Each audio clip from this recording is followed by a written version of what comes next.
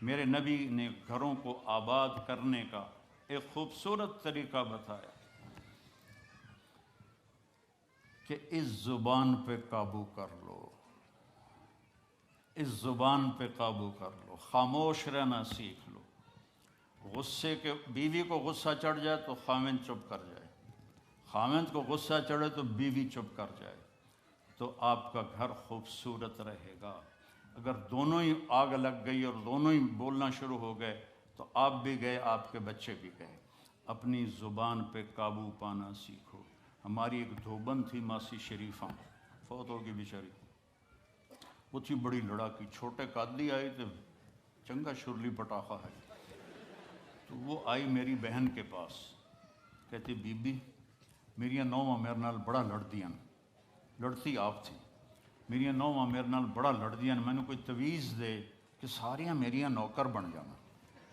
اب میری بہن کو تو پتہ تھا کہ ماشاءاللہ آپ سوا سیر ہے، تو میری بہن تویز گنڈے کا ہمارے ملک میں بڑا رواج ہے، تو ایسے الٹی سیدھے لکیریں لگا کے نا، تو رول کر کے چھوٹا سا بنا کے نا، کہا کہ ماسی جب تیری لڑائی ہونے لگے تو یہ تعویذ تم نے یہاں رکھ لینا اور چک مار لینا ایسا، اور اس کو گرنے نہیں دینا، گر گیا تو وہ تیری خیر کوئی نہیں۔ اور اس نے کیا کیا، اس کو چپ کروانے کا طریقہ، تو تعویذ کی تو بڑی اہمیت ہوتی ہے۔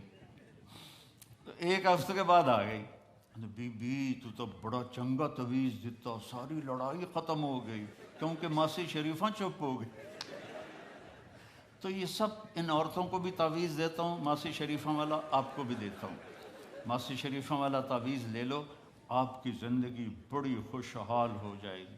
اللہ کی قسم، جھک جانے میں جو عزت ہے وہ سر اٹھانے میں نہیں ہے، چپ رہنے میں جو سکون ہے وہ جواب دینے میں نہیں ہے۔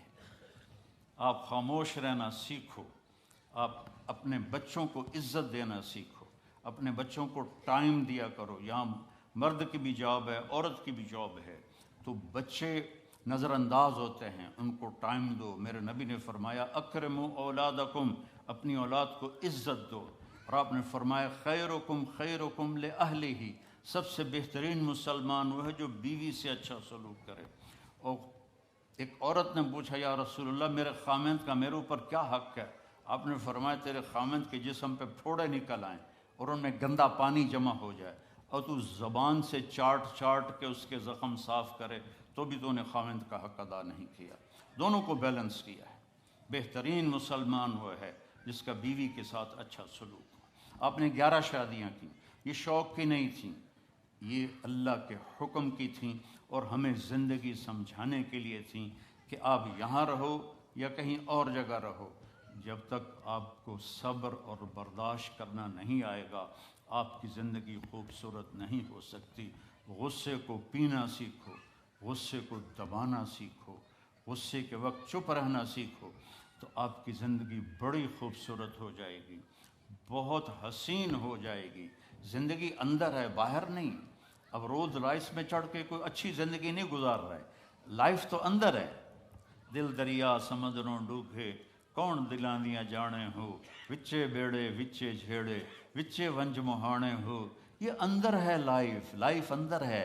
اور کیا لطف انجمن کا جب دل ہی بجھ گیا ہو، جب اندر بجھا ہوا ہو تو پھر باہر کی چیزیں کوئی مزہ نہیں دیتی۔ عاصم کے مرنے کے بعد ہمیں کوئی شے اچھی نہیں لگتی، حالانکہ لائف ہر نعمت موجود ہے، سب کچھ موجود ہے۔ میرے بیٹے کا نام عاصم تھا جو فوت ہوا ابھی، جو 36 سال کی عمر میں، تو کوئی شے اچھی نہیں لگتی کہ اندر ویرانی آ گئی۔ یہ اندر میں خوشحالی ہو، اس کے لیے صرف ایک ہی دوا ہے، وہ ہے محمدی بننا اور محمدی اخلاق کو اختیار کرنا، اللہ کے نبی کے طریقے پر چلتے ہوئے اپنی جان سے لڑائی لڑنا۔ ایک ہمارا دوست تھے، وہ تبلیغ میں گئے تو ان کو داڑھی رکھنے کا شوق ہو گیا، اب بیوی ان کی رکاوٹ بنے کہ داڑھی رکھو گے تو مجھے طلاق دینی ہوگی۔ اب وہ کافی دیر بیچارے سوچتے رہے، ایک دن ان کو ترکیب سوجی، آ کے بیگم سے کہنے لگے میرا جی چاہ رہا ہے کہ میں دوسری شادی کروں۔ لیکن میں سوچتا ہوں پہلے داڑھی رکھوں یا پہلے شادی کروں. تو ان کی بیگم نے کہا پہلے داڑھی رکھ لو، پہلے داڑھی رکھ لو. تو ایسے اپنی بیگمات کو مناؤ پیار محبت سے. عزت تو نبی کے طریقے میں ہے. نبی کا طریقہ چھوڑ کے میرا والد مجھے ڈاکٹر بنانا چاہتا تھا، تو آج میں یہاں کھڑا ہوتا. اگر میں ڈاکٹر ہوتا، میرا چھوٹا بھائی ڈاکٹر ہے، بہت اعلیٰ ڈاکٹر ہے، تو میں یہاں کھڑا ہوتا. مجھے یہاں میرے نبی کا طریقہ لے کر آیا ہے، میرے نبی کی سنت لے کر آئی ہے، میرے نبی کی زندگی لے کر آئی ہے. اور آپ جس محبت سے تشریف لائے ہیں اس کے پیچھے میرے نبی کی زندگی ہے. تو اللہ کی قسم عزتوں کا خزانہ ہے میرے نبی کی پاکیزہ زندگی.